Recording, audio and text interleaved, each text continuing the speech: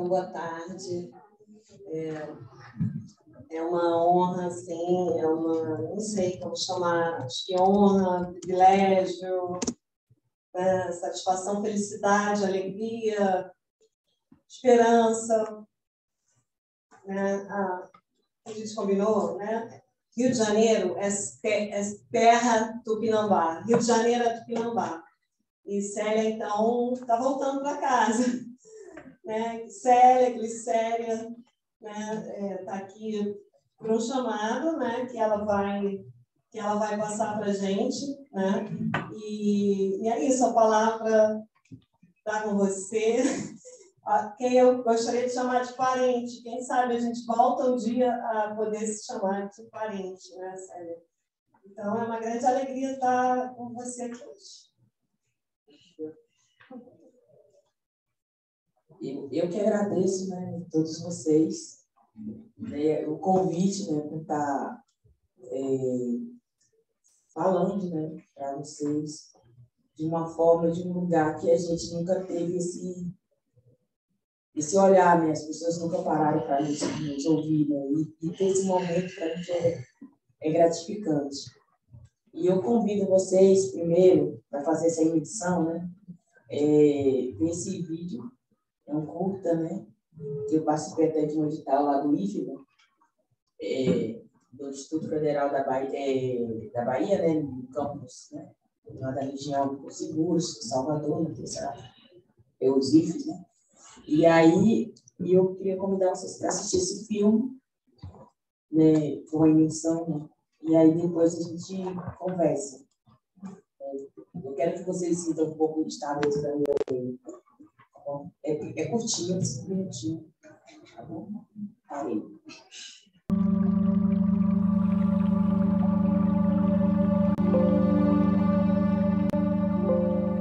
Recentemente eu tive um sonho. E aí saía um monte de guerreiro vestido com mantos de peles de animais. Eram homens gigantes, né? Saiu vestido, vinha em direção para outra serra.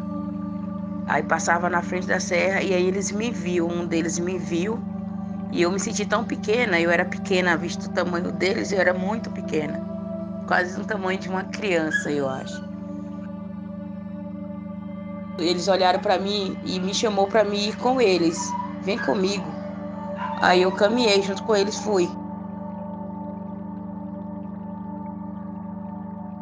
Quando cheguei lá do outro lado da serra, tinha um painel enorme de teia de aranha. A aranha tinha feito um painel enorme.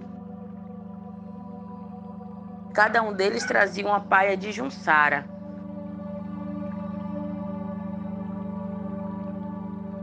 Aí quando ele chegou e olhou para mim assim, você quer ver? Aí eu falei que sim. Quando ele tirou a palha, eu vi, tinham 3 mantos, 2 mantos já cobertos e um manto que eles estavam cobrindo, que era de pele de animais. Eu não sei o que vem a ser esse sonho, mas assim, é importante ter em que os encantados estão me conduzindo, né? Essa proteção desse manto e o que o manto vem se expressando e falando.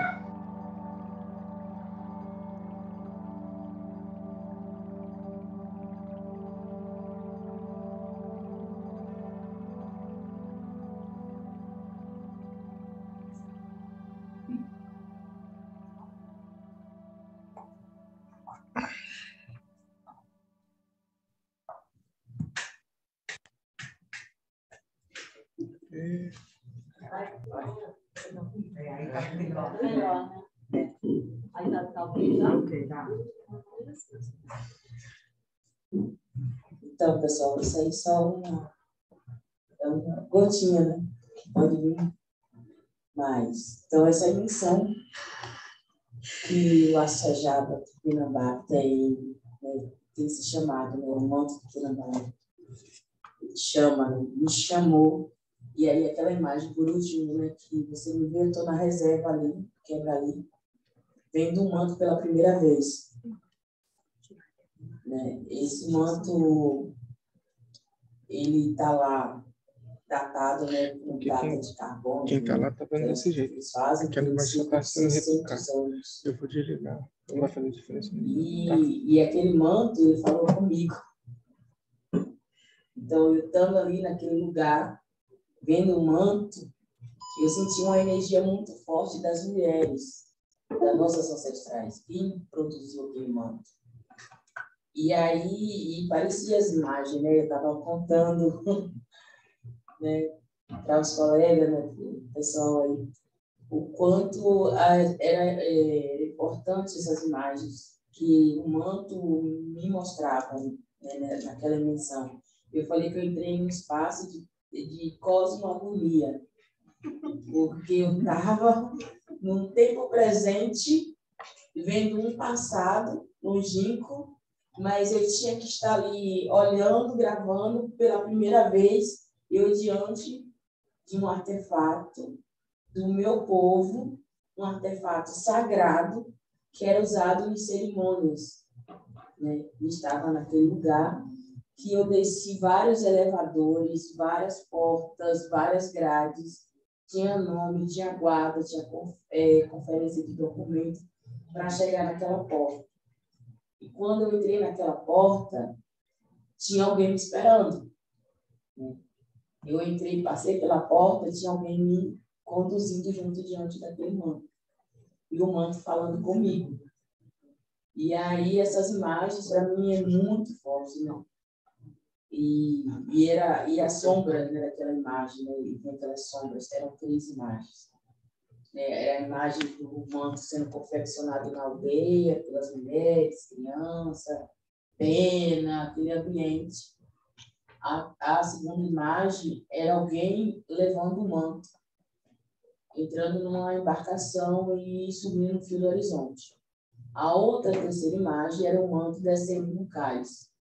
E a pessoa descia e seguia uma rua e desaparecia dessa viela, dessa rua, desaparecia na avenida. Entrava assim, e era sombra. Então, eu não sei. Eu nunca tinha lido nenhum documento, nada sobre o manto Tupinambá. A única coisa que eu tinha sobre o manto Tupinambá eram os cantos que tem dentro da aldeia, né, que cantam o manto e que traz a memória dos mais velhos. Então, não tinha o manto, mas tinha os cantos, as histórias. E em 2000, que eu acho que isso é mais forte, é quando o manto da Dinamarca vem para o Brasil, para São Paulo, né? E a gente está em Porto Seguro lutando, criando, né, Brasil outros 500. Tem aquele conflito, né? E nesse período a gente estava os povos pedindo o levante, né? O levante do povo Tupinambá, o reconhecimento que Tupinambá foi colocado como extinto. E aí, de repente, chega o manto, e aí é convidado, né? Foi convidado a Dona Nivalda, mãe da cacica Valdelice, do território do Tupinambá de Olivença, em Ilhéus, Bahia, né? Bioma Mata Atlântica. Então, ela leva Dona Nivalda, e Dona Nivalda lá, o pessoal está lá na portaria fazendo os preenchimentos dos papéis, e Dona Nivalda vai se distanciando das pessoas, e ela entra, tipo o manto chamando, e ela vai, encontra o manto, para diante do manto, e fala: esse é o manto do Tupinambá, e eu quero ele de volta. Então, é um primeiro momento em que ela pede o repatriamento do manto do Tupinambá para trazer de volta para o Brasil, o povo do Tupinambá.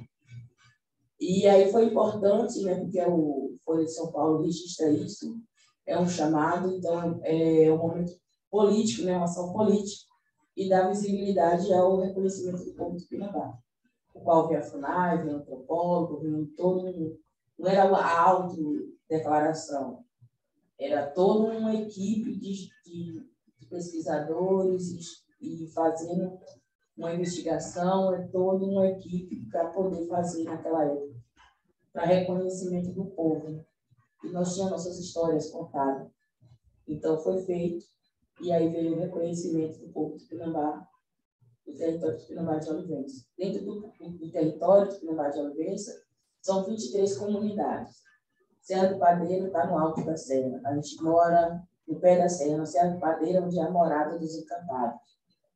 E a gente, em 2004, inicia o processo de retomada do território, porque nós já estava bastante apertado, não ia falar dividido, né? A gente estava bem cercado pelos fazendeiros, os fazendeiros cada dia mais botando arame em cerca, e essas cercas chegaram por conta assim, dos nossos parentes morriam, e a gente não tinha dinheiro para o funeral, e nós éramos analfabetos. Então, todo mundo chegava lá por conta disso. Eles ofereciam, naquele momento de tristeza da nossa vida, né? De perder um ente querido, ele chegava, pagava todas as contas, né? De funeral, de enterro, tudo mais. E, mediante isso, ele tirava uma larga quantidade de terra para pagar o funeral. E como as pessoas são honradas, né? Então, deixavam ele tirar o quanto que ele queria de terra, por conta de um funeral. E aí a cerca ia chegando, e a gente perdendo a terra. E essa terra nunca foi dada para a gente, para poder ficar nesses pedacinhos de terra, nesses sítios, deram um ITR, que é pagar um imposto sobre essa terra. Então a gente ficou ilhado, cercado pelos fazendeiros, e os fazendeiros começaram a desmatar. Eu tenho uma lembrança de quando eu encontrei, quando eu era criança, que quando meu avô morreu, depois eu nasci, 2 anos depois eu nasci, que eu nasci em 82, né? Aí eu cresci dentro do território lá, né? E aí teve que se desfazer de uma área de terra, né? E aí chegou o fazendeiro para perto. Mas o que era dele era o cacau, plantio daquele diante que ele plantasse. Mas os pés de jaca, que eram dos meus tios, plantados pelos meus tios, meus parentes, que tinha um nome, era nosso. Então, a gente subia no pé de jaca, a gente sabia qual era o melhor pé de jaca de tia, tinha o pé de jaca de Isaí, o pé de jaca de alguém, tinha um nome, e cada pé de jaca tinha um nome, e a gente sabia qual era o melhor.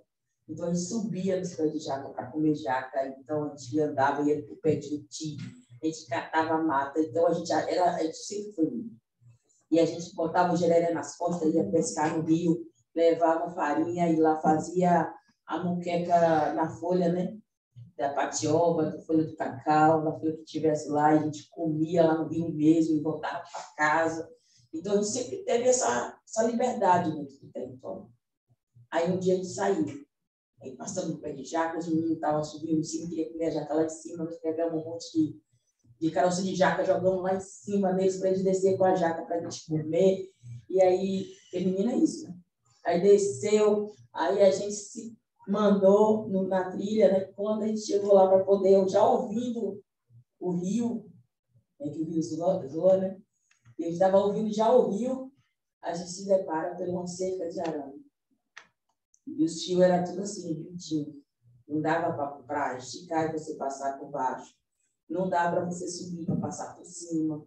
E era mata e era essa cerca de arame. E aí a gente parou todo mundo, aquela caminhada cheia de grito. E aí a gente chegou e falou assim, aí falou, e agora, a gente faz o quê? A gente corta? Aí a gente falou, não, vamos voltar e falar para os mais velhos. Vamos voltar para casa. Aí voltamos, deu meia volta. Indignado, né? E aí quando a gente volta, a gente encontra uma cancela com um cadeado. Aí a gente subiu, passou por cima. E aí a gente chegou em casa. Aí falou, mãe, aí contamos toda a história que tinha acontecido e que a gente estava cercado. O fazendeiro disse que ali agora tinha dono. E aí um dia amanhã a gente faz as nossas obrigações, né? E foi no rio fazer, estava incensando o rio, tá? E aí defumando, né? Aí chegou o fazendeiro, aí falou para minha mãe, se minha mãe na área dela não tinha rio para fazer aquilo lá. Aí minha mãe virou para ele e falou assim, e o rio tem dono? E ela continuou fazendo o que ela estava fazendo. E aí o fazendeiro, em retaliação a isso, ele derrubou a mata e secou o nascente. Secou. Então, se nós, em 2000, não fizesse esse levante, se nós, em 2004, não pisasse na terra, não retomasse o território, a gente não estava vivo. A gente não estava dentro do território, a gente não tinha água e os animais também não. Porque abriram a caçada esportiva dentro da nossa área, eles desmataram as matas dos nascentes. Era um jequitibá enorme, eram 3 pessoas para abarcar. Centenários, né? Jequitibá centenários. E eles derrubaram o jequitibá e secaram os nascentes. E a gente estava sem água para tomar, para beber. Então ia ficar cercado, ia ficar de um jeito que não ia sobreviver ninguém lá. Então a gente fez a primeira retomada, em 2004. E aí a gente começou a fazer esse movimento, rastreando tudinho, mapeando, escrevendo, entrando na justiça, enfrentamos um processo na justiça, porque falaram para a gente que a justiça é a justiça está para todos, a justiça é com os olhos vendados, justamente porque não tem lado, escutar um lado, escutar o outro, e ela julga mediante prova. Então, ganha. Nós vamos ganhar o território. Então, o território é nosso. Então, nós temos prova, como o território está violado. Então, registramos, filmamos, a gente montou, carregou, pegamos tudo que a gente podia. Nós, um grupo de jovens, né? Eu, na época, eu me carreguei. E aí, a gente fomos entrando na justiça contra essa exploração do território. E aí, quando chega lá, a justiça julga, dando para ele fazer ele plantar 150 árvores, e dava para a periferia, para alguém na cidade, um lugar que escolhesse, 15 cestas básicas. Resolvi o problema do desmatamento. E aí, a gente falou, não, isso está errado, mas que isso? Aí, mas nós somos indígenas, nós temos Constituição, nós temos direito, e aí? E aí, gente, a nossa coragem, como é que está? Vamos retomar. Fizemos nossa primeira retomada. E aí, o fazendeiro foi lá e assinou a justiça. Olha aí, gente. Já foi diferente. Foi todo mundo chamado. Foi chamado o cacique, foi chamado a comunidade, foi chamado. E aí nós fomos pintados. Indígena, papo com nossas mundunas, a gente foi, né? E aí, o juiz, né, as partes, né? Lá estava a União, a FUNAI, o Ministério Público, a gente, todo mundo lá, e nós escolhemos jovens, né? Eu fui também. E aí botaram a gente para sentar lá longe, né? E aí nós ficamos ouvindo aquela conversa. Aí o juiz, doutor Pedro Holiday, aí ele chegou e virou para a gente e falou bem assim, quero dizer aqui para vocês, desde já, que esse júri aqui não é favorável aos povos indígenas. Aí sabe o gelo? Sabe, a gente derrete. A gente achando que a gente ia ter um momento de contrapor, de dizer, de desmentir o que o fazendeiro estava dizendo, desconstruir aquilo. Aí já vem do juiz dizer, esse júri não é favorável aos povos indígenas. Uma vez, meu pai tem uma terra, lá vem os indígenas lá no Espírito Santo, Piriquim, Guarani, que eles estavam ocupando, retomando, e tá aquela confusão lá para Veracel. E aí, chega aqui no sul da Bahia, tem os pataxó ranrã fazendo retomada, os pataxó, e agora vem os Tupinambá? De jeito nenhum. Se vocês quiserem algum direito, recorra ao Brasil. Aqui, a causa do fazendeiro. Aí a gente... mas ele é empregado, ele está recebendo para aquilo, né? Ele tem a caneta, ele estudou para aquilo, né? Ele está no cargo.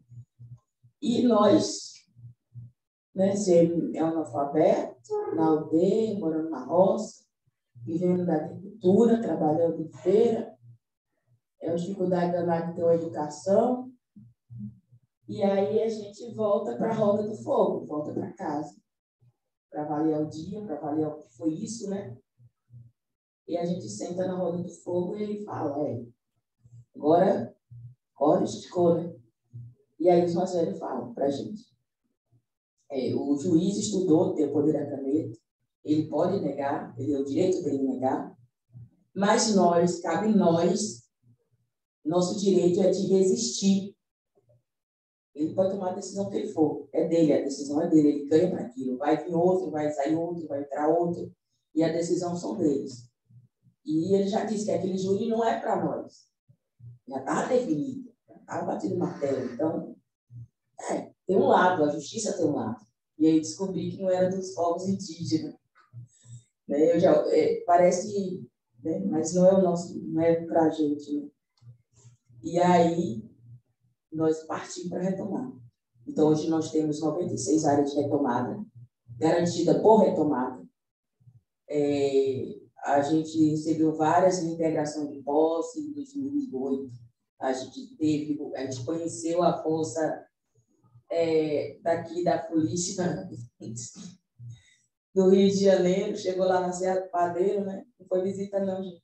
Foi 2 helicópteros, 180 homens, 2 rabecão, atirando de 1,50 na nossa cabeça, bomba, aquele piloto, né, de gente marchando e batendo os escudos e tentando colocar a gente, expulsar a gente do nosso lugar, tirar a gente de casa. Né?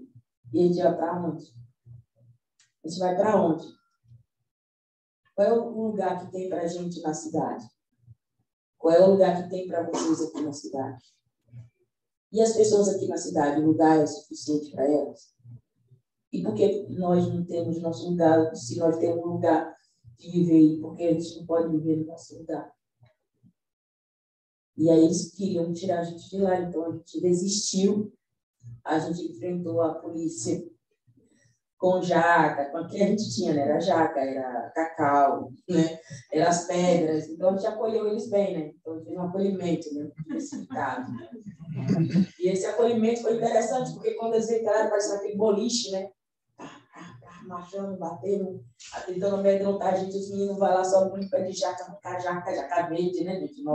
Sabe que é dura, ficha, né? E lasca no meio daquele povo todo, e o povo bola, né? Cai. Mas que os meninos fazem isso. E aí a mulher cai lá, parecendo uma jaca, né? E a policial é levada de helicóptero. Né? E aí a gente consegue, nesse ataque, eles atingiram minha mãe, ela recebeu um tiro de bala de borracha no peito, outras pessoas foram machucadas. Então, foram 9 pessoas indígenas lá da minha comunidade que foram machucadas. A gente conseguiu botar 26 policiais, assim, no hospital, com pé, já, cacau. Então, aí a gente estava na desvantagem, né? Porque a gente só usou frutas. E aí eles usavam as armas que tinham, então a gente passava e a bala comia, e era bala de verdade. O chão lá era uma névoa, né? Eles pegaram os tachos de comida, que era no período de aula, e eles jogaram aqueles lacrimogêneos dentro, aqueles negócios. E lá, se alguém riscasse no fósforo, se acendesse um cigarro, pegava fogo tudo. E aí dava aquela coisa assim, sabe? E aí a gente começou a cercar eles e fechar as estradas, porque a gente queria ir à noite. Que é a noite que o gato é parto. Todo gato de noite é pardo. Então, a gente é a hora de virar onça. E aí, no final de contas, eles descobriram a nossa estratégia de prender eles, porque a gente estava entulhando por trás deles as estradas. E aí, eles precisaram do suporte do helicóptero para poder tirar eles de lá de dentro. Então, a saída, em vez de tirar a gente, eles estavam tentando se sair de lá de dentro. E aí eles usaram essas estratégias, puxaram para o cabo, tentaram e conseguiram sair. Aí a gente conseguiu ficar de 6 horas da manhã até 5 horas da tarde, dando atenção aos policiais que estavam lá para tirar a gente. A gente conseguiu dar atenção a eles. E aí sempre teve esse conflito com a polícia, a gente parou na cadeia. Em 2010, meu irmão foi sequestrado dentro da aldeia, foi levado para o presídio de Mossoró, né? Presídio de segurança máxima. Eu vinha fazendo a denúncia para o presidente Lula na época. Foi 3 de junho de 2010, no dia de Corpus Christi, e eu desço do aeroporto. E aí era um feriado, né? Ninguém trabalha, ninguém nada. É o corpo de Cristo. E aí a polícia estava lá me esperando, eu com meu filho em colo, o Tauã, 2 meses de vida. E aí eles me deram ordem de prisão. E eu fui parar no presídio de Jequié. Eu nunca tinha estado, né? Mas foi interessante a experiência. Porque lá tinha outras indígenas presas também. Lá também tinha crianças também. E tinha minha criança. Então, foi uma experiência de conhecer aquele lugar porque as pessoas, quando prendem o indígena, eles não colocam que eles são indígenas, pertencentes a uma etnia, um povo, uma nação, porque requer um outro direito, vai acionar um outro direito. E não é dado nesse lugar, esse direito. Então, eu tenho muitas histórias, né? E aí, então, lá tinha outra menina, e quando eu saí da cadeia de lá, logo depois ela saiu. Eu vou falar dessa parte, né? E aí, a gente tem essa luta no sangue, na pele, na vivência. E aí, quando a gente luta pelo território, faz essas lutas, né, de enfrentamento, de reconquista do território, a natureza agradece, porque em 2015 faltou água na nossa região, no sul da Bahia. Teve uma seca, né, por conta desse desmatamento que acontece no mundo. Houve uma seca. E essa seca, faltou água em todos os lugares. No sul da Bahia, em Itabuna, faltou água, ficando água do oceano. Então, faltou água na região. Então, e a gente tinha água, porque nós preservamos nascentes, deixou a nação de voltar, recuperar. E a gente doou água para as pessoas. As pessoas iam lá, buscavam água, a gente não queria água. A gente deu água para as pessoas. E as pessoas beberam água, mataram sede, né? que é o mais importante. E a gente descobriu, dessa forma, que a natureza nos perdoa. E descobrimos que os cientistas, por mais inteligentes que eles são, eles não aprenderam a fazer água. Né? Os encantados falam para a gente que o homem não aprendeu a fazer água ainda. E eles acham que não aprendeu ainda a fórmula da água, né? Pode até saber o número que se diz, mas fazer a água ainda acho que não, né? Mas nós, povos indígenas, sabemos fazer a água voltar. A natureza nos perdoa e a água volta. Então, foi isso que aconteceu em 2015. Estou fazendo uma linha do tempo, né? E em 2006, que eu faço o primeiro manto para o encantado, aí vem a ansiedade de jovem, que o jovem diz que a gente, né, quer uma coisa para ontem, imediato. Jovem não quer uma coisa para amanhã, amadurecer, pensar se é possível. Não, o que é isso? A energia do jovem é para ontem, para hoje, imediato, para agora. Para amanhã, nunca. Certo, gente? Para amanhã, não. Para amanhã é tarde. Quer dizer, agora. E aí eu pedi um encantado que eu queria aprender, desenvolver a cultura do Nambá. Eu queria aprender a falar o idioma, a língua. Eu queria resgatar meus adereços, tudo. Eu queria. Ele não. Tudo é seu tempo. Foi, toma. Aí fiquei tudo a seu tempo, né? Então eu desenvolvi, conseguia recuperar o Orinduape, o Assoroiá, né? Que era a rosa de pena, que é de ema. E aí a gente começou a fazer esse trabalho. E aí, quando eu visito o Quebra-Livro, vocês veem ali, o manto fala comigo, volta, eu vou e faço esse manto, que é para Babau, o cacique, para ele usar um título de doutores honoris causa, que é um título dado para o reconhecimento de saberes indígenas da pessoa do cacique. E aí eles dizem que na universidade não pode usar o cocá. Tem que usar a beca nessa cerimônia. Aí eu falei, então beleza, eu faço o manto, na hora que faz o corredor, ele faz o canta, quando ele sai dessa cerimônia, nós botamos o manto, e aí sai a foto. Eu quero ver a foto, o que diz a foto? Você sabe que uma foto derruba o país, uma foto elege um presidente, né? A foto diz muito. Eu acredito na imagem, na foto.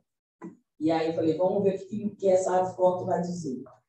E aí eu fui trabalhar no manto, errei muito. Aí o manto me dava aquelas, é por aqui. Aí ele me conduzia, né? Não era do meu jeito, era do jeito do manto. O manto ele pediu para ser feito, não foi eu que quis fazer. Ele, se não, eu tinha feito antes, né? Eu fiz a tentativa primeiro, continuar fazendo, não deu certo.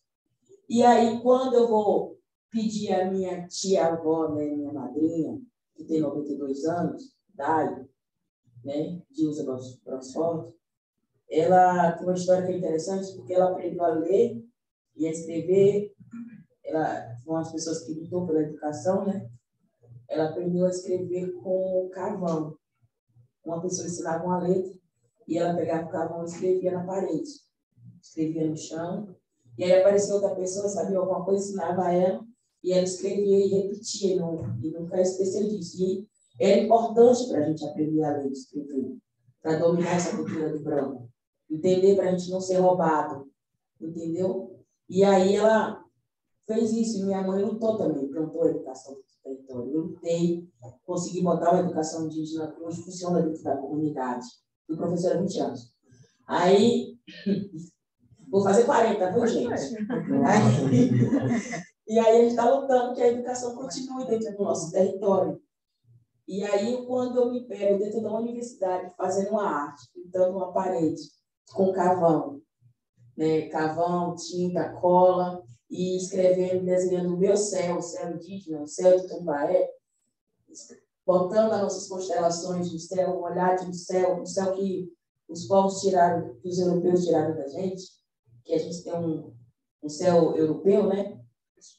Todo mundo tem um céu europeu, mas nós temos um céu indígena. E aí, quando eu me descasco essa parede para mostrar o branco, né? Aí eu me lembrei, olha, minha tia-avó, ela escrevia com carvão na parede para aprender a ler. E eu estou dentro de uma universidade, riscando para aparecer o céu indígena. E aí gira uma manivela, né, no meu mundo, porque esse céu vem apresentado pelo manto. Porque o manto falou para mim que ele, através dos pássaros, né, que esse manto é um presente do céu para a terra. E quem porta ele são os pajés, são as magés. Então, é toda uma cosmologia. Então, é por isso que eu vivo em cosmogonia, viu, gente? Eu vivo em cosmogonia por conta disso. E aí, vou tecendo o manto. Eu vou fazendo o manto. E minha madrinha, essa madrinha que aprendeu, que tem esse conhecimento, que aprendeu com carvão na parede, eu peço para ela me ensinar o ponto de jereré, porque ela é uma das guardiãs, são duas mulheres na aldeia que sabem fazer o jereré.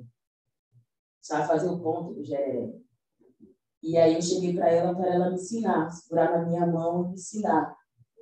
E ela vira para mim, você sonhou? Você já viu? Você se sente? Então volte, vá fazer. Tu já sabe, vá fazer. Eu falei, nossa, e agora? Ouvi ela, né? Acreditei, e mais interessante que eu acreditei nela.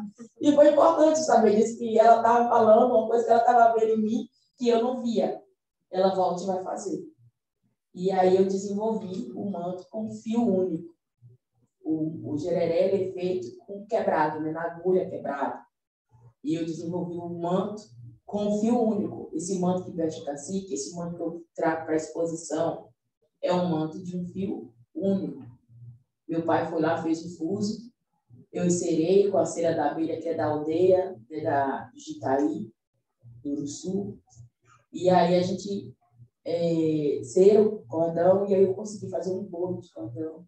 E acabei conduzindo o fio, por isso que não está lá a malha, não sei como, mas eu fiz a malha, foi escrito, foi uma malha do manto.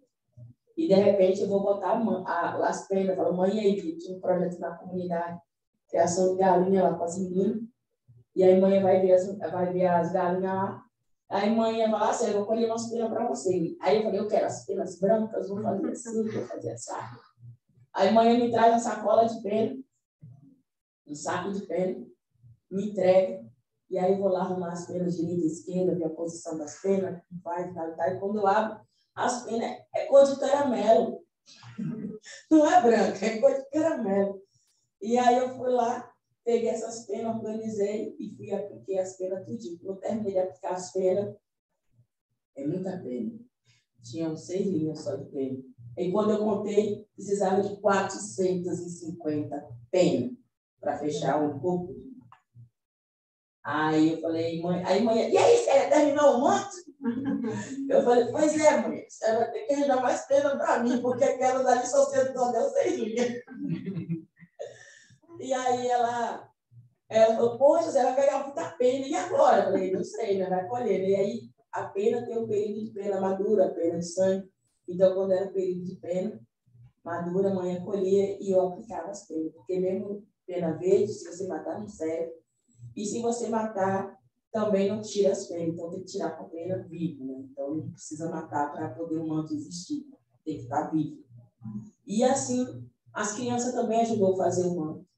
e me perguntando para me contar para eles essa história do manto. Falei, nossa, eu virei contadora de história. E aí as crianças no terreiro achavam as penas no meio dos patos, né? Lá, eles catavam. Aí eles traziam uma pena e me entregavam. E aí perguntavam, quem vai usar o manto? É o cacique? Eu falei, é. É o cacique Papal? Eu falei, é. E ele vai ter o superpoder? Ele vai ser um super-herói? E ele vai curar o mundo? Porque estava no período da pandemia, né? E a gente estava em quarentena, a gente tinha feito as bases sanitárias, a polícia estava atacando. Então, era aquela coisa, mas as crianças falaram que quando o cacique usasse o manto, ele ia trazer a cura para o mundo.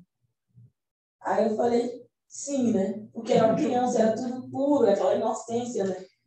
E aí eu falei, sim. E eles traziam pena para mim, todo dia era uma pena.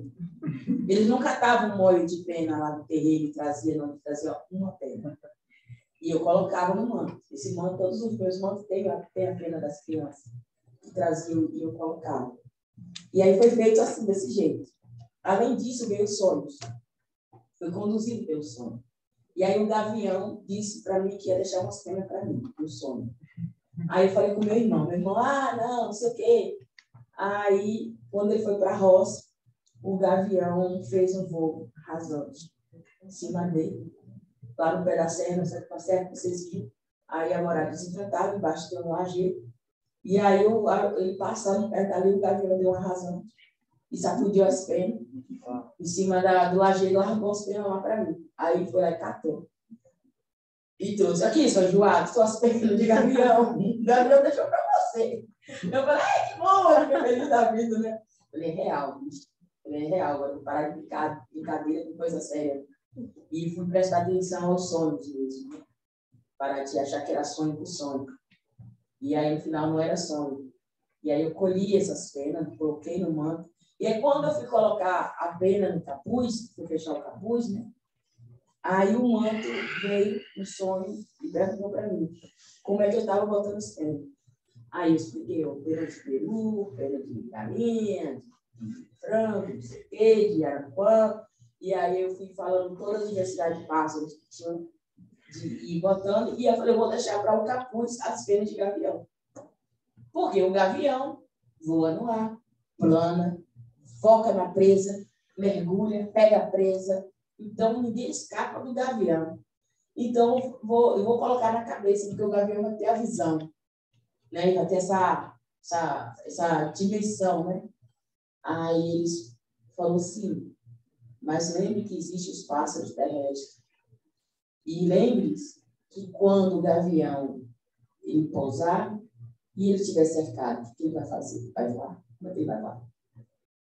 Então, lembre-se dos pássaros terrestres. Quando eles estão cercados, ele vai achar uma maneira de desaparecer. Ele vira uma flor, né? Ele some, ele se enrola nas folhas e desaparece.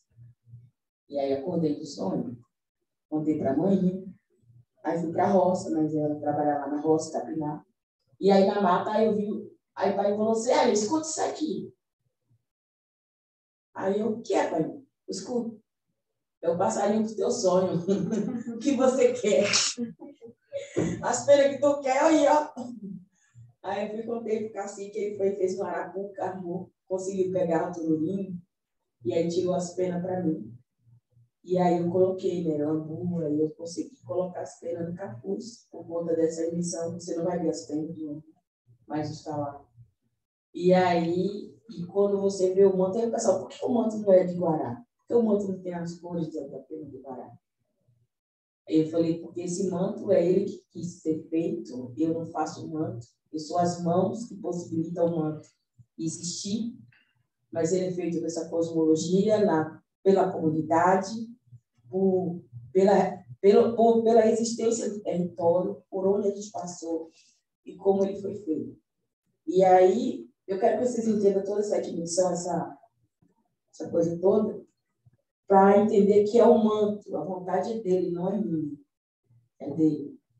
E quando os encantados falam que tudo é seu tempo, e quando o primeiro manto que eu fiz aqui na exposição dos primeiros brasileiros, no Museu Nacional, não foi queimado, e que o encantado falou assim, manda, mas você vai ter que fazer 3 mantos, eu não entendia isso quando eu era jovem. Mas agora eu tenho uma dimensão de distanciamento, né?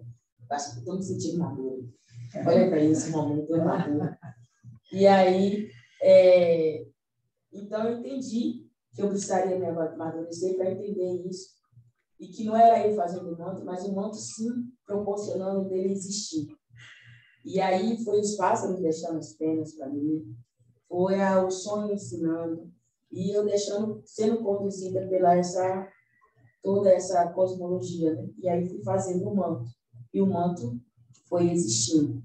E a vontade é dele, não é minha. E aí ele falou 3 mantos. Ele fez um manto que foi consagrado para o cacique. Aí o cacique, ele tem, desde a luta, ele tem só 3 cocá. E o primeiro cocá, ele traz a cor da luta do território. E esse manto que ele veste traz a cor e a luta do território. Esse cartaz aí com essas cores, ele representa a luta do território, representa a natureza, representa esse chão, as pedras, as árvores, os pássaros. Ele traz essa coisa da terra, essa coisa de se camuflar, essa coisa de existir, desaparecer, aparecer, o encantamento. E aí é importante isso, e aí esse é o momento. Então o território se sente seguro. E aí o manto existe. E aí a gente veste assim. E aí vem os pássaros, a araponga e o gavião falar que precisava existir, além disso, existiam os nossos deuses que desapareceram. Exemplo, o açúcar. Você consegue ver o açúcar na sua existência. Mas quando você pega o açúcar e coloca o sal, coloca dentro de uma água, dentro de alguma outra coisa, você não vai ver mesmo a existência do açúcar. Para você entender a existência do açúcar, você vai ter que usar de outra maneira, de consumir. Você tem que colocar no seu paladar. Você tem que ingerir. Né? Você vai experimentar. Então, você vai ver o açúcar. E aí falaram assim, a mesma coisa com os nossos deuses. Diminuíram nossos deuses. E nossos deuses, nossas deusas, têm que passar a existir. E aí eles falaram de Aíri Magé, de Magé, Pajé, tudo isso. Só tem o pajé, existe o pajé. Mas o lugar da mulher, cadê? Da mulher indígena, da mulher que transmite os saberes da família da moça, que são parteiras, que são benzedeiras, que têm a cura, que cuidam do corpo da mulher. Cadê ela? Então, ele fala que esse lugar é da Magé. Eu falei, nossa, e agora? Faço o quê? E eu também nunca tinha visto foto ou imagem das mulheres usando manto. E aí há uma investigação, recebo um convite para fazer uma exposição, a grande volta do Manto Tupinambá, que foi exposto pela FUNAT, lá em Brasília, e teve a ida a Porto Seguro e volta para casa, para o Centro Padeiro. E aí, o que é o mais interessante? Ô, gente, você me controla o meu tempo. Eu falo, então, as horas. E também tem que abrir para perguntas. E aí eu faço esse manto. E eu faço algumas performances com manto, eu disponho o manto. Para mostrar esse lugar da mulher, e da mulher que usa, da mulher Tupinambá. Né? Então, existe essa mulher, esse lugar. Existem nossos deuses, Paraci, né? Jaci, existem as Iaras, existem nossas guardiões. E as pessoas, não é nada para as pessoas, é apenas folclore, mito, uma lenda. E elas são eles que nos curam, que estão na aldeia. Né? Eu falei para o pessoal para ler o livro de Davi Copenau, A Queda do Céu. Vocês que esse livro, é maravilhoso. E eu acho interessante porque eles, né, tiveram outra experiência, não foi a Igreja Católica, né? É uma outra, a missão, né? A missão evangélica, né? De evangelização. E aí eles vão evangelizar o povo dele. E aí tem o capítulo, né, fala virar branco, né? E aí eles dizem que uma hora ele fala, não, nós não vai ser mais seguir Jesus, não. Porque a gente perde os olhos, fecha os olhos, por mais que a gente feche os olhos, Jesus não vem. E eles dizem que Jesus está vindo, já passou o tempo. E esse homem nunca chegou, né? E aí, dizendo, você está fazendo isso errado, isso aqui é errado. E aí eles falam, né, eles escrevem, né, que eles nunca pararam dos espíritos deles, do chapiriz, né, vir para curar. Eles não, quando adoecia, o Jesus dele não vinha curar as pessoas, não vinha dar remédio, não vinha rezar, não vinha levantar. E os deles vinham ensinar o remédio, ensinar a erva, qual era isso, qual era aquilo, rezava, dava remédio e sarava. E eles vinham, os chapiriz vinham direto, e nunca parou. E quando eles disseram que era para ignorar os deuses dele, os nossos deuses, né? E seguir o Deus dele. E aí eles nunca pararam de vir. E o dele nunca veio. Aí eles falaram, tá errado. Tá errado isso. E aí ele fala, não, você não pode desejar a mulher do próximo. Você não pode fazer isso, não pode fazer aquilo. E ele diz que esses desejos mesmo na outra religião nunca parou de ter. Então tem alguma coisa errada aí, né? Tinha que, na outra religião tinha que suprir tudo isso e não tinha que existir mais isso aqui. Aí eles viram que continuava a mesma coisa. Aí então eles resolveram largar aquela religião que não... E esse Deus que nunca viu, que ele diz que é um fantasma, né? Morreu, virou um fantasma e foi esquecido, né? Nunca veio. Esqueceram do pessoal aqui e nunca voltou. E não vai voltar. E aí, os bairros deles não, os nossos não. Nós estamos sempre presentes, que nos guia, que nos diz como é que vai estar o mundo, como vai estar essa constelação, como é que vai estar a Terra, como a gente deve nos plantar, como é que vai, quando vai chegar essa onda de doença. Então, quando vai chegar essas coisas, e a cura, é o nosso encantado que diz para a gente. Não é esse outro que vai dizer, e não vem, ele é fantasma. E está isso escrito muito bem por David Copenau, A Queda do Céu. Recomendo vocês, se vocês não têm, leiam, é maravilhoso, beba dessa fonte de saberes de povos indígenas. Né? Então, tem muitos indígenas escritores também, olha aí, aqui. E aí, então, né? E aí esse manto faz essa reviravolta na minha vida. E aí eu penso isso e trago essa nova composição para o manto. O manto ele precisa ser ecoado, precisa falar. E quando eu vejo traçando a malha do manto, eu vejo que é a malha do céu, que é as estrelas. Né? E aí eu descubro que existe nosso céu indígena. E eu trago para aqui. E aí eu tenho uma experiência de ver a criança na cadeia dançando para o céu, pela primeira vez. Uma criança de 1 ano e 2 meses dentro da cadeia. Eu estava com meu filho no colo, dando mão, e nesse dia o presídio masculino, da ala masculina, houve uma rebelião, e eles estavam reivindicando melhoria na saúde, revisão de alguns processos, alguém que já estava com tempo de sair, de ter da regalia, então, e melhoria nos remédios, porque todos os dois salários só davam paracetamol. Né? Na cadeia o preço só veio paracetamol. E aí não resolvi, então eu estava fazendo uma reivindicação séria, né? E aí, então, nesse dia, o dia de confere, né, de fechar as portas, não teve como ser naquela hora que estava resolvendo. Então, a noite foi chegando, disse que não, o céu apareceu. E quando essa criança descobriu, olhou e viu o céu pela primeira vez, gente, você não tem noção, a criança dançando para o céu, tentando pegar as estrelas, girando as duas mãozinhas no céu. Ele girava. E ele chamava uma, chamava a outra, mostrava o céu, né? E eu com a criança no colo, dando mão, olhando, vendo aquela cena, que aquela criança nasceu ali, estava ali com a mãe, e dançando e vendo o céu pela primeira vez. E aí o céu veio cartuchado de estrela. E para ficar melhor, veio uma lua cheia. Né? Então, ele foi agraciado, recebido um presente para aquela criança. E eu fiquei imaginando que aquela criança ela nunca estendeu a mão para abrir uma porta, para passar por ela, por vontade dela. Ela nunca pisou na terra. Ela nunca mergulhou no rio. Ela nunca subiu na árvore. Ela nunca tirou uma goiaba. Nunca comeu aquela fruta. Ela nunca subiu no pé de jaca. Ela nunca escolheu uma fruta para comer, colher. Ela nunca se permitiu a dar um tibum dentro do rio.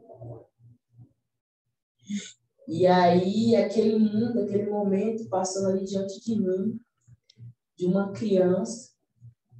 O que foi que ela fez? Qual o crime que ela cometeu? Qual a injustiça que ela cometeu? Por que ela era privada de ver o céu? Eu era privada de ver o céu. Meu filho era privado de ver o céu. Aquelas mulheres eram privadas de ver o céu. Essas mulheres que estão em cárcere eram privadas de ver o céu. O céu, que é para todos. O céu que Tupã deixou para todos. E aquela criança, pelas pessoas, pelas mãos das pessoas, pela justiça das pessoas, é proibido de ter isso, ter essa experiência. E eu falo para vocês que estão em outras situações, em outro lugar, num lugar mais confortável, que quando vocês tirarem as mãos, girar a maçaneta na porta e abrir a porta, abra sua porta, abra a porta de outro, deixe as crianças passar, olhe com o tempo do céu, olhe o verde, experimente o vento no rosto, olhe para o verde, olhe para o outro, porque muitas pessoas, essas coisas bem simples, não são permitidas a outros. E eu estive nesse lugar. E eu vou parar por aqui e deixar vocês falar, senão eu falo o dia todo. E muito obrigada, gente. Gratidão. Cueca toda aqui.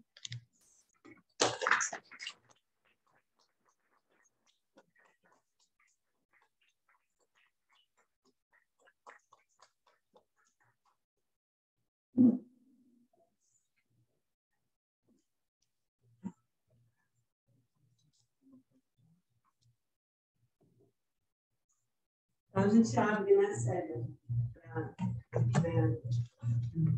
colocar.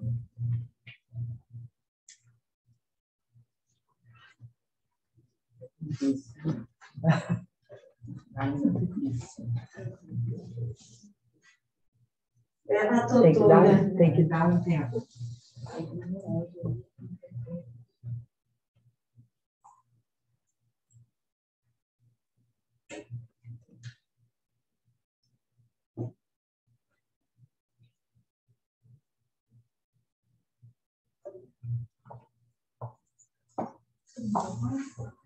Eu acho que por causa do pessoal do Zoom, né? Mas a doutor dá o volume, né? É silêncio, a doutor. Saudação ao volume. De silêncio, vai ser.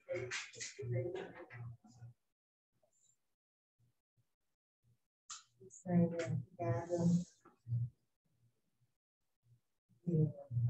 Vocês conhecem, aprendi com a Analisa da PC, que é. Tá ok? Não, tá. Chegar um pouquinho mais.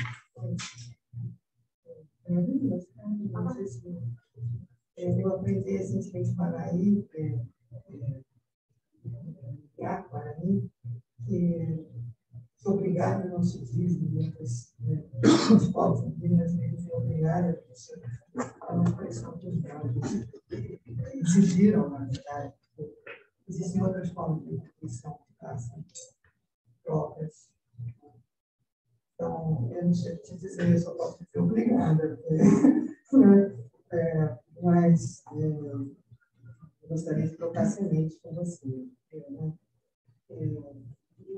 Assim, as minhas sementes são as sementes que nascem na academia, nascem na universidade, né? Também das distâncias dos territórios indígenas. Ainda, né? Fazendo um esforço, fazendo uma área de expressão. Mas é claro que a gente precisa trocar muito mais, precisa semear muito mais. Eu tenho muita curiosidade, sou professora do Departamento de Arquitetura também, e tenho muito interesse por esses mantos, por a história desses mantos que existem em vários lugares do mundo. Né? Eu sei que nós colocamos 5 ou 6. São 11. 11, então, eu queria que você falasse um pouco deles, se vocês têm esse mapeamento de onde eles estão, e como está esse processo de identificação e instituição, né? Porque você tem um projeto na Glória, naquela Praça da Glória, que é onde passa o municipal, onde nós tínhamos esse projeto de renovar o contrato de mundo. Eu vou falar um pouco disso.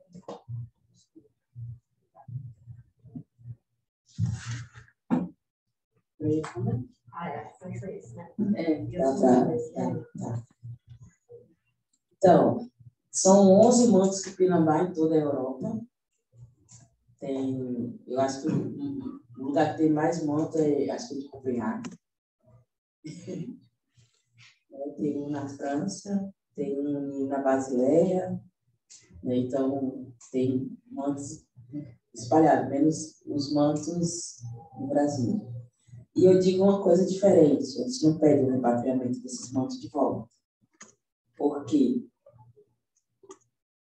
Deixaram para a gente, do velho mundo para o novo mundo, deixaram para a gente canhões fortes. Deixaram rastro de sangue. Escravidão. É escravidão indígena, gente. Porque quando a senzala não estava vazia, lamento dizer para algumas pessoas que a senzala não estava vazia, estavam nós. E quando resolveram trazer os negros para aqui, não trouxeram as mulheres. Quem estava aqui foi nós, mulheres indígenas. Mais uma dívida para conosco. Quando os europeus também não vieram para aqui, não trouxeram as mulheres. Estavam nós aqui, as mulheres indígenas. E quando a gente chega na universidade, a gente vê as pessoas falarem: eu tenho sangue indígena.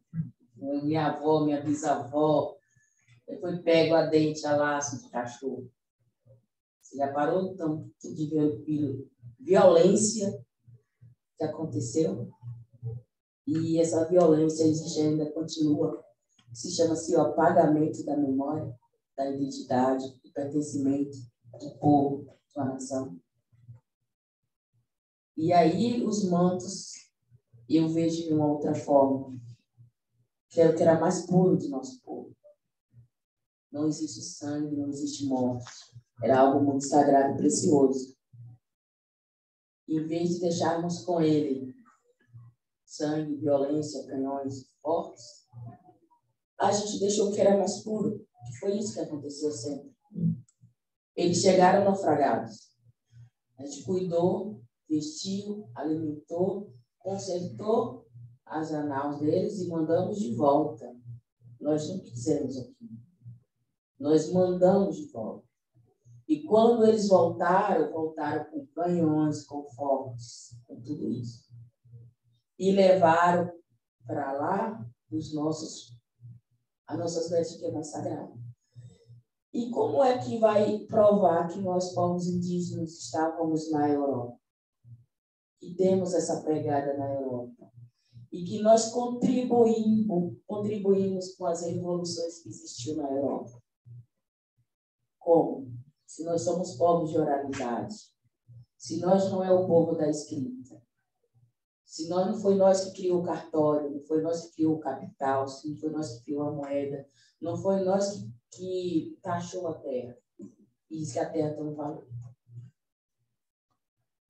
Para provar isso, está lá os 11 mantos preservados, mais de 600 anos nas costas dele. E para nós tupinambás, a justiça do homem é uma justiça que causa dor. É uma justiça julgada pelo ódio, pela raiva, para causar um dano ao outro. E para nós tupinambás, na nossa cosmologia de visão, o nosso julgamento, ele julga você até a última alma sua. É um julgamento para a vida e eternidade. Então, eles estão condenados a cuidar das nossas pegadas. Eles estão condenados a cuidar dos nossos vestígios, da nossa cultura. Então, esses mantos, para mim, como meu povo tupinambá Serra Padeiro, devem ficar lá, porque nós também conquistamos o velho mundo. Gira a chave aí, gente. Gira a chave todo mundo. A Europa pertence ao Brasil. O novo mundo conquistou o velho mundo. Como provar? Nós temos nossos marcos. Os mantos estão lá. Custa bilhões, milhões para ser preservado lá. São penas frágeis. Chuva, vento, depende de condição, não dá 8 dias e se desfaz. Como uma peça dessa tão rara, tão frágil, dura tantos anos. Sendo que era uma coisa comum entre todos os povos usar o manto tupinambá, usar os mantos, o açojaba, se cobrir, se proteger do frio. E eles levavam para Roma para dizer que aquele povo tinha se tornado cristão, não era mais sem alma. Então, eles pegavam os mantos e levavam de monte para Roma. E Roma tem algum manto? Diz que só tem os mantos do Papa. Dos povos indígenas nenhum. Porque não era interessante. Por que esses outros mantos existiram, surgiram? Tem um manto de Copenhague, acho que é em Copenhague, que é colocado como um manto de Montezuma. É o manto de Tupinambá. Mas está lá como Montezuma. Eles pegaram 2 mantos e emendaram para representar a realeza. Né? E quantos mantos nossos vestiram a realeza?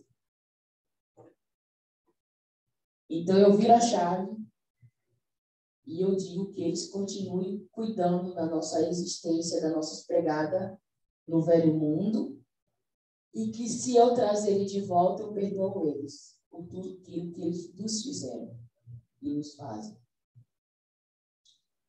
Eu deixo lá e peço a eles que eu preciso chegar até lá, porque eu preciso recuperar isso. E o nosso conhecimento, ele vem do cosmos. A gente precisa acessar essa chave. A gente precisa acessar essa comunicação que foi quebrada, que a ponte foi destruída. Eu preciso só fazer isso. Eu preciso de acessar. Além disso, hoje eu exijo bolsa, eu exijo essa passagem, esse contato com essas peças, né? De ter uma outra lógica de pensamento, desse cuidado, de entender essa peça, porque nós precisamos fazer essa conversa com essa entidade, chamar de entidade, né? Que é espiritual, ela está lá, está viva, ela fala. E a gente precisa também dar esse apoio na aldeia que a gente está revitalizando, está recuperando. A gente precisa construir as nossas casas de reza, nossos lugares sagrados. A gente precisa guardar nossas vestes, né? Então, eu acho que eu vi a chave assim, dessa forma. Eu não quero aquele manto de volta, porque é perdoar tudo aquilo que eles fizeram com a gente. E se ele vir de volta, ele tem que voltar para a origem dele. Ele vai ter que se tornar natureza. Ele vai ter que descansar. E para mim, o manto está fazendo um chamado. Ele está me chamando. Ele está me dizendo algo. E eu estou curiosa para saber o que ele quer me dizer, o que quer me direcionar e me levar para outro lugar. Eu falei daquele sonho, do filme que vocês acabaram de assistir. Então, eu fui parar na Pensilvânia, né? E lá eu passei por vários museus lá, maravilhosos, com a curadoria indígena, vi a cosmologia indígena, e fui para Nova York. Cheguei em Nova York e fui para um museu de história natural. E lá foi interessante, porque lá é uma pedra de sol, coisa linda, maravilhosa, que me identifica, não me identifico com o sol. Adoro o sol, adoro maré. E aí, eu vou conduzindo, e aí vou ver lá os mantos que existem lá. Curioso, adoro manto, manto me chama, vou ver o manto. E aí eu descubro muito mais. Que foi a aranha que ensinou as mulheres indígenas, acho que todas indígenas, a tecer, a fiar, a fazer o fuso, fiar o cordão, o algodão, fazer a linha e fazer seus tecidos para cobrir seus corpos, né? De outros. E aí são as mulheres que são detetoras disso. E a aranha que passou esse saber para elas. Aí, olha o ensinamento, né? Eu preciso aprender, preciso entender. Eu preciso atravessar o oceano. Eu preciso fazer vários outros lugares, acessar um outro lugar que eu não sei nem da onde. E, de repente, que eu me sinto uma criança, me sinto conduzida por gigante, eu paro diante de um outro cocá maravilhoso, bem conservado, que estava junto com a múmia, né? Eles tiraram o tecido, encontraram, pegaram todo mundo, botaram na disposição, e lá estava o manto. E quando eu olhei o manto, ele tinha o algodão, o cordão, ele tinha pena e ele tinha pele de animal, que era a pele da lhama. Então, estava o sonho que eu estava tendo, que eu tinha tido a comunicação antes, que tinha me conduzido a tal lugar. Então, era lá. Era diante dessa peça, que era um manto maravilhoso, que tinha um cocô enorme, assim, que desce o manto. E tinha os detalhes, um detalhe de um macaco, né? Eles conseguiram desenhar com a pena. E a coisa mais linda, perfeita, bem conservado. E está ligada aos povos, né? Que eram maiores aqui, né? Os astecas, os maias, os outros povos. Então, eu falei, meu Deus do céu, realmente é gigante. Era um gigante. E eu estava me sentindo uma criança. Realmente eu era uma criança. Vendo tudo aquilo, o que fazer com tudo isso? O que eu devo fazer com essa informação? O que eu devo fazer com isso, gente? Eu volto para casa. Eu volto para casa para... Eu ainda não aceitei, né? Porque desde quando eu cheguei, fiquei em casa 2 dias, fui para a ATL de Salvador, junto aos povos indígenas da Bahia, que são 33 etnias. Voltei para casa de madrugada, no sábado, de manhã, aí no domingo eu tive que pedir segunda-feira me mandar ir para o módulo da licenciatura com seguro. Fiquei lá 26 dias, voltei para casa, e aí fiquei uma semana, porque já tinha essa viagem para mim. Então, eu ainda não aceitei, eu ainda não repousei, a água não assentou para mim entender tudo isso que está acontecendo. Eu estou abrindo aqui o coração para vocês, de verdade. O coração abrido para vocês. Eu ainda não sei o que fazer com tudo isso. Hoje, desculpa pela resposta sincera dessa história toda, né? Eu estou tentando responder a resposta dela, tá? Não sei se eu fui a contento, mas assim, eu estou tentando dar a dimensão do que eu acho que é essa resposta, né?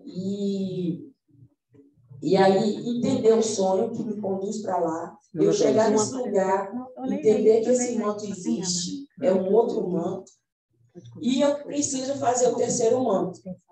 Eu tenho 2 mantos feitos do cacique, esse da exposição que representa as mulheres, as magés, e eu tenho esse outro terceiro manto que é para fazer, que eu ainda não sei, mas recebi um convite para ir em Copenhague e conhecer todas aquelas reservas e ver o manto. Você sabe o que é isso? Eu tenho que feito no lixo. Entendeu? Eu vou ver o manto. Eu vou ver lá na reserva técnica.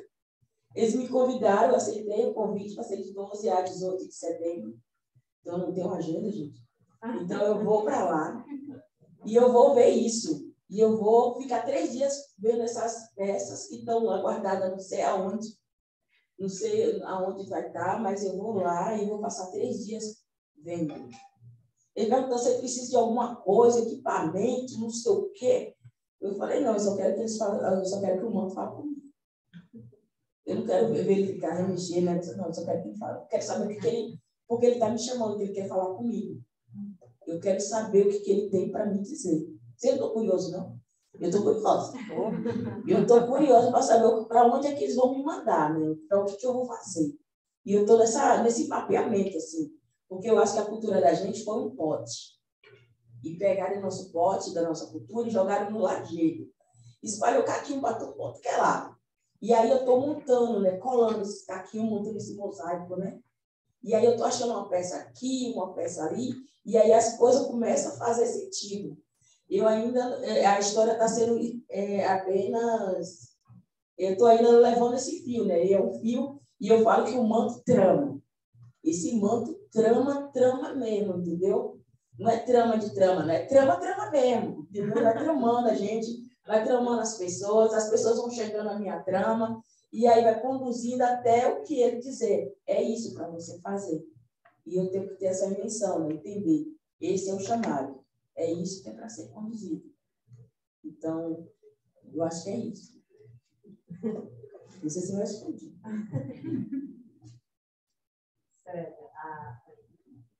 Como, né?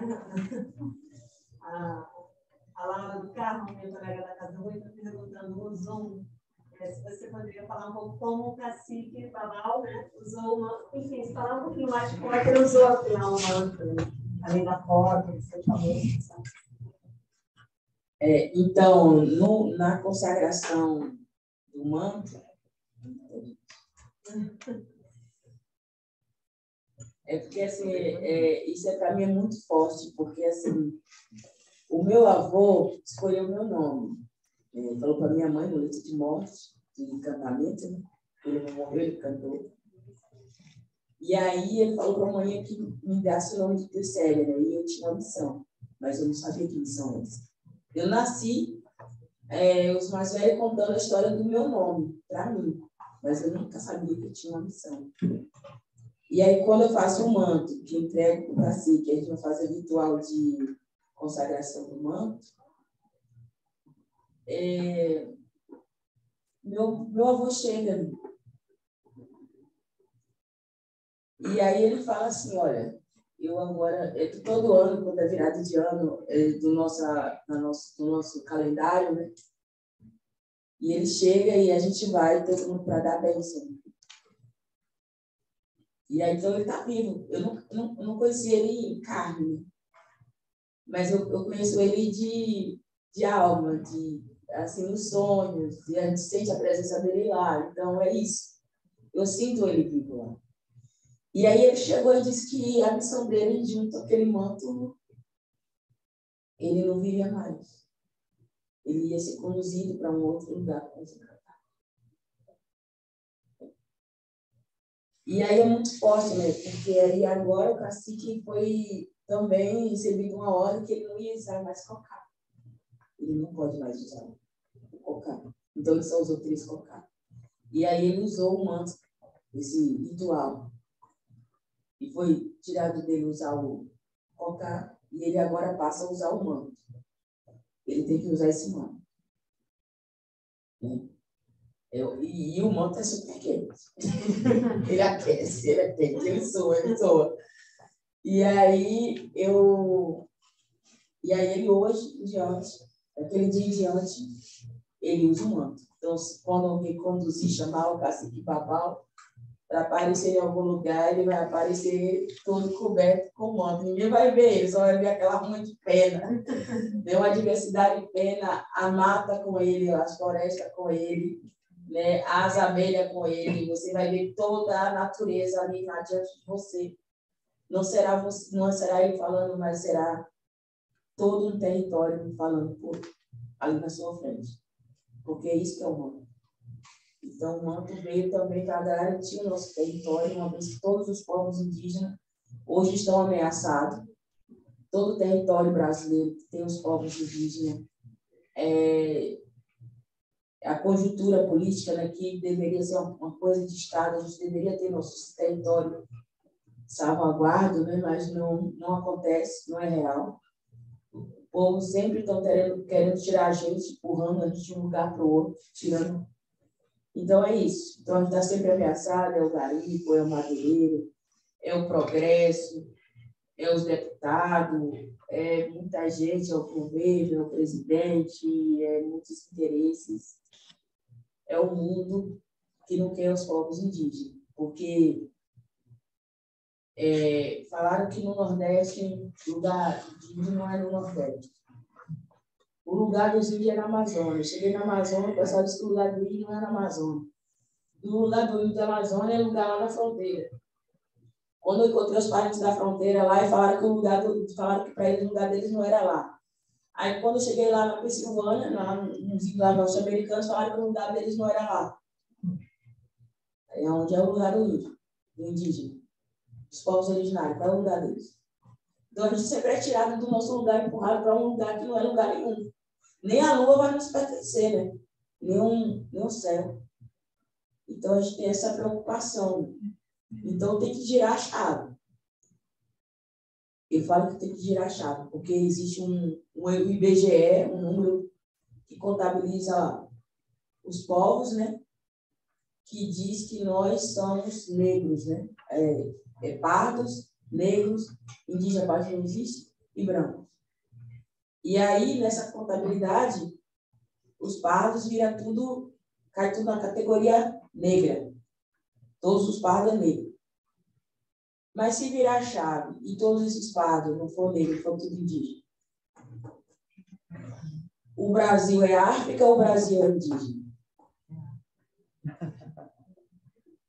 Hein? Hoje as pessoas consideram o Brasil África, mas o Brasil não é África. Sabe por que o Brasil não é África? Aqui não tem savana. Se a terra houver um deslizamento, você não vai achar os marfins.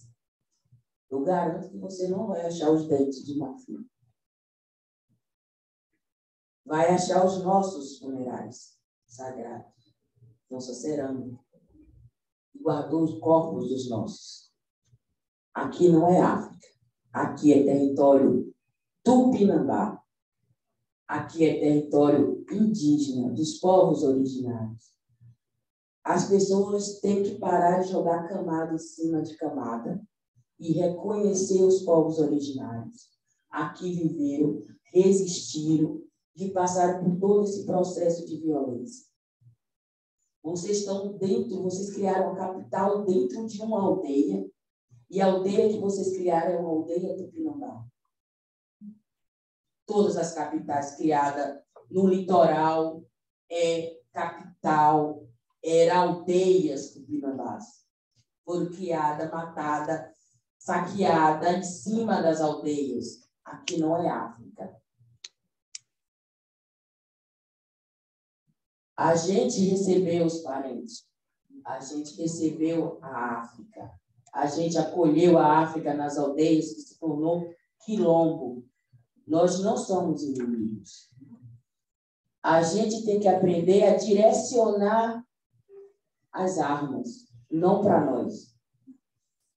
A gente não pode direcionar nossa flecha para nós, para os nossos. A gente não direciona a burduna para os nossos. A gente não direciona a lança para os nossos. Então, a gente tem que girar essa chave, repensar o Brasil, entender nossas raízes, entender o nosso pertencimento.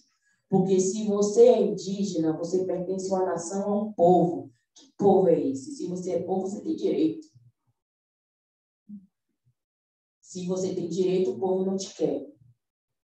Eles querem uma pessoa sem identidade, sem pertencimento, sem memória. É um apagamento forçado. Você não pertence a lugar nenhum, a ninguém. Você gira a chave. Você é engrenagem. Você tem direito a um signo, um time e um CPF para pagar a conta. Para chegar ao endereço, a conta está lá na tua conta. Você é apenas isso.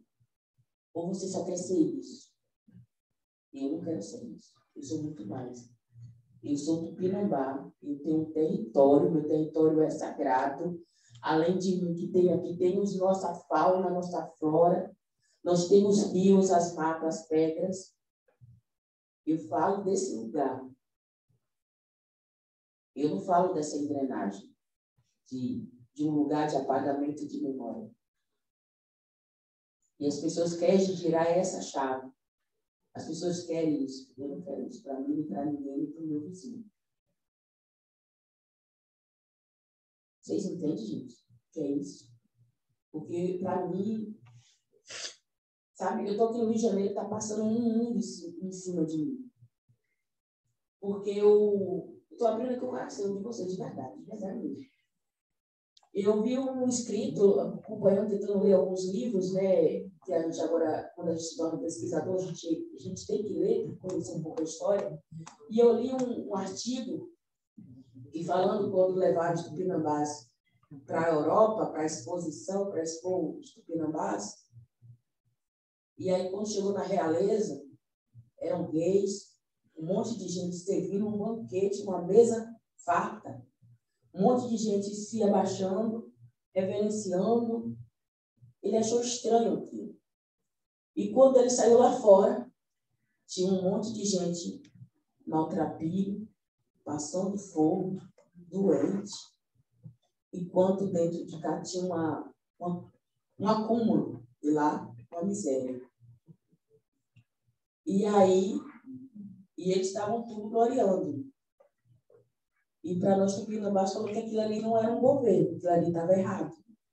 Como é que os seus iguais, estavam passando fome e necessidade, enquanto a mesa de um estava cheia, a outra do outro estava vazia? Naquela época, os Tupinambás questionaram aquilo e pediram para voltar para casa, para a aldeia. Na aldeia, todo mundo é responsabilidade de todo mundo. A gente não vai ver um na rua, na calçada. A gente não vai ver alguém jogado na aldeia, no recanto.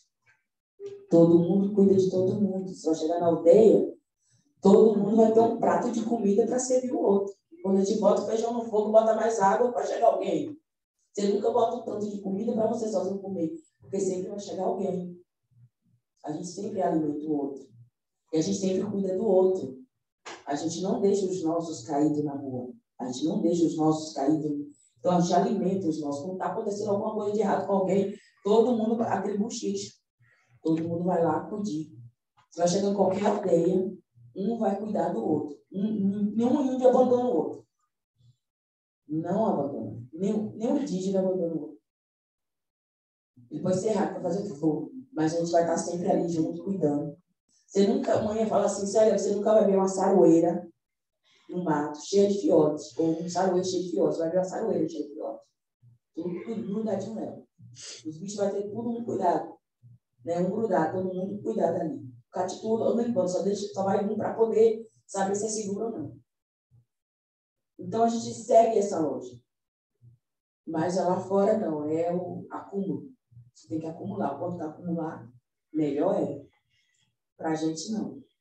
A gente, mãe diz que a alegria vem das tripas, comer, beber bem, né? Porque a mãe diz que se ela tiver alguma coisa a acumular, ela vai acumular na outra vida, né?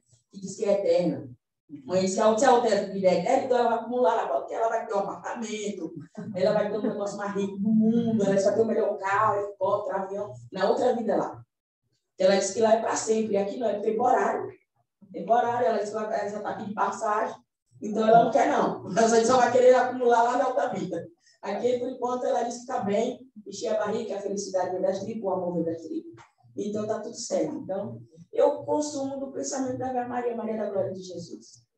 Minha mãe. Eu acho que é daí. Obrigada, gente. Obrigada.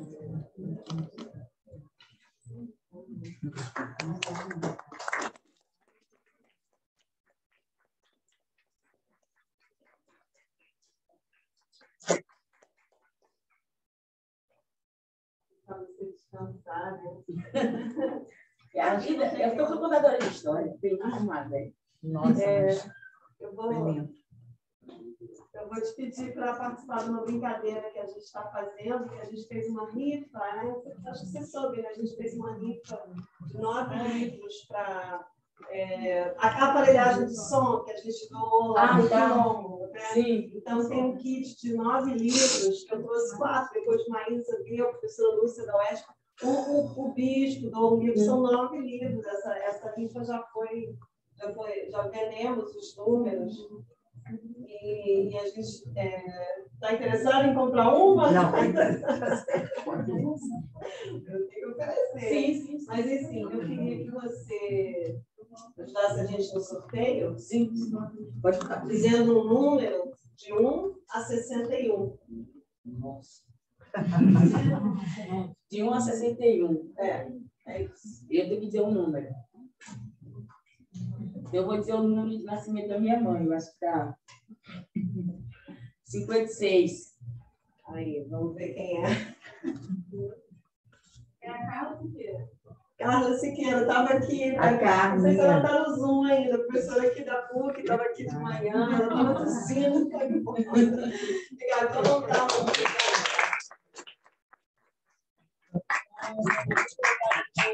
Estamos Zoom com a gente. Muito obrigada, Maísa. Nossa, foi uma Foi muito boa a nossa parceria, a confiança que também a gente trocou, né? Foi. Todo mundo deu um pouquinho, né? Não quer seminário. Eu aceitar depois essa saída. Qual o nome da professora que ganhou? Carla Siqueira, professora da comunicação. A gente deixa os livros aqui no departamento para ela e depois a gente manda. Eu não tenho o zap dela, mas a gente.